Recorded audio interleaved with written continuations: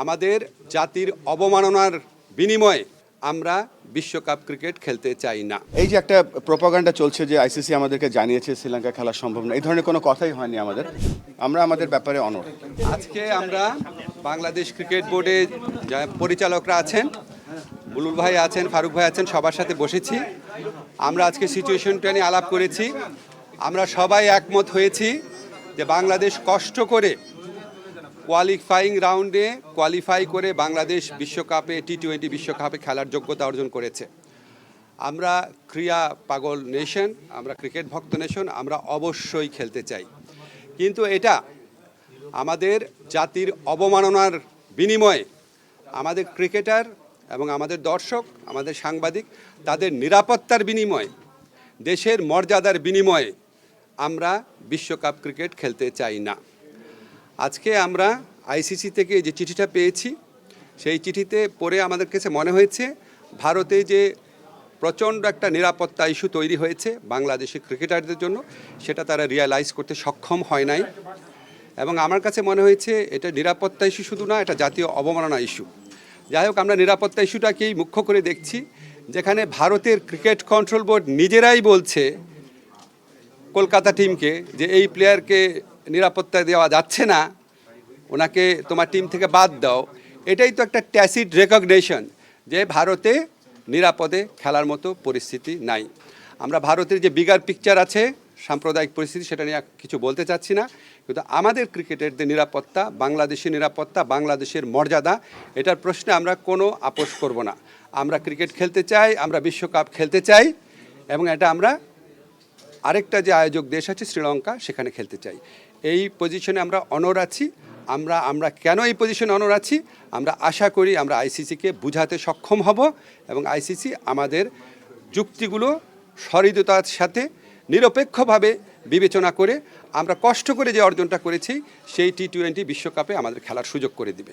আমাদের প্রথম স্ট্যান্ড হচ্ছে আইসিসিকে বুঝানো। আমাদের যথেষ্ট শক্ত যুক্তি আছে, সেই যথেষ্ট শক্ত যুক্তি দিয়ে আমরা আইসিসিকে বুঝাবো।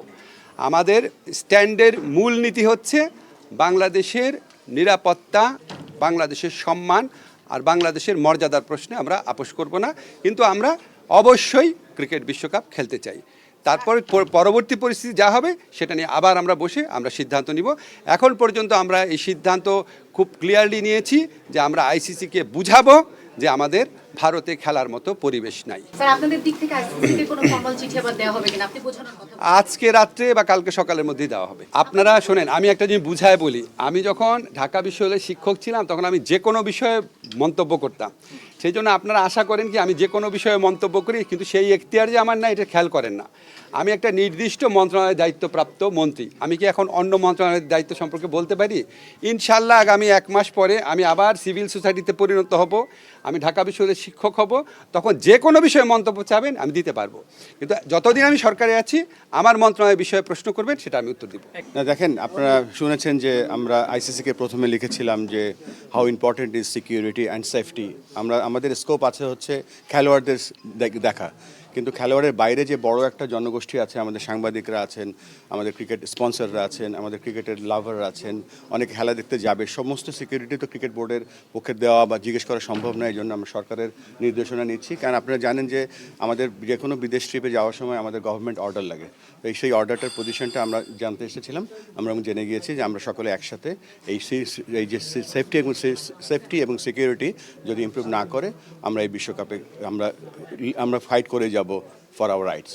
সম্পূর্ণ না, এটা তো আমরা তো একটা ভ্যালিড রিজন নিয়ে কথা বলছি বা আমরা রেজ করছি। আমরা তো এতগুলো বিশ্বকাপ খেলেছি, কখনো এই ধরনের কথা বলিনি। আমাদের কাছে মনে হচ্ছে, তাই আমরা এটা রেজ করেছি স্ট্রংলি।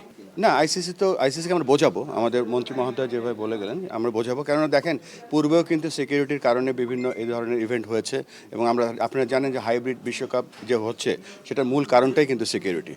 সো আমরা আশা করছি যে আমরা যে আমাদের রিজনগুলো আছে সেগুলো আমরা এস্টাবলিশ করতে পারবো। না, আমরা তো ভ্যালিড রিজন নিয়ে কথা বলছি, এটা তো নাথিং। আর দেখেছেন তো মুস্তাফিজ যখন একটা খেলোয়াড়কেই যখন দেখলাম যে শৃঙ্খলা সিকিউরিটি দিতে অসুবিধা কারণেই তো তাকে বাদ দেওয়া হয়েছে, তখন একটা দল একটা পুরো বাংলাদেশের জনগোষ্ঠী যারা খেলা দেখতে যাবে, এটা তো বিরাট ব্যাপার। না লং টার্ম না, আমরা দেখেন আমাদের জাতীয় দল তৈরি করছি আমরা আপনারা জানেন যে আমাদের টিম স্কোয়াড ঘোষণা করে দেওয়া হয়েছে।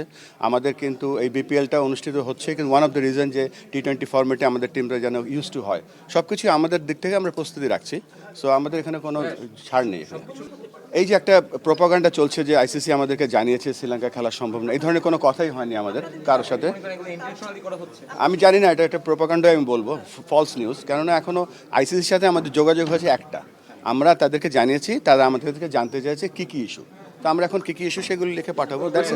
আমরা তো স্পোর্টস অর্গানাইজেশন, আমরা ওইভাবে চিন্তা করি।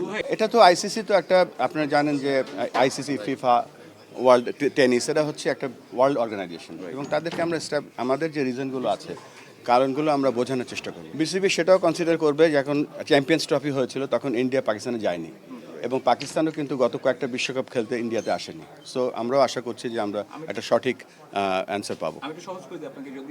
আমরা আমাদের ব্যাপারে অনড়।